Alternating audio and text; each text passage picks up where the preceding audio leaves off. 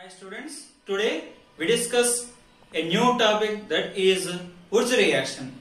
In Wurtz reaction, we can prepare alkanes.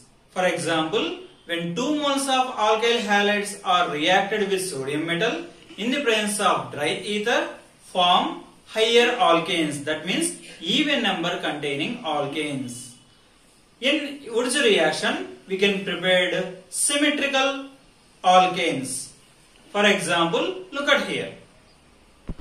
In this reaction, we can take alkyl halide, that means Rx. 2 moles of alkyl halides are reacted with sodium metal in the presence of dry ether, form alkanes, and along with sodium halide. For example, when bromomethane 2 moles are reacted with 2 moles of sodium metal in the presence of dry ether, form ethane and sodium bromide as a final product. When we observe this reaction, here 2 moles of alkyl halides are combined with a sodium metal to form higher alkanes. Here, this formed ethane having even number of carbon atoms and it is a symmetrical alkane. So, in Wurtz reaction, we have to prepare symmetrical alkanes and even number containing alkanes. Look at one more example.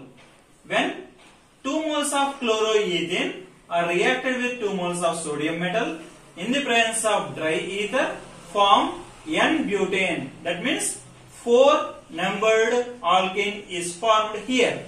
This product having even number of carbon atoms and also it is having a symmetrical in nature. So from this Wurtz reaction we have to prepare symmetrical alkanes. Mechanism that will be involved in Wurtz reaction. Wurtz reaction that will be followed in 2 mechanisms. First mechanism is free radical mechanism. First, the sodium metal which will be lose 1 valency electron and form Na plus ion and releases 1 electron. Here I am taking 2 sodium metals. That's why here releases 2 electrons. In next step, the alkyl halide that will be undergo heterolytic cleavage form carbocation and anions that will be formed.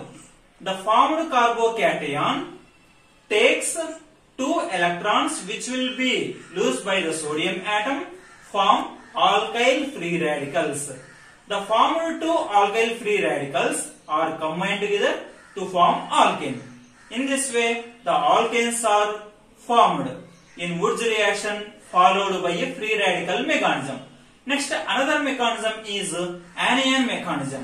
In anion mechanism, the 2 sodium atoms loses 2 electrons and form Na plus ions.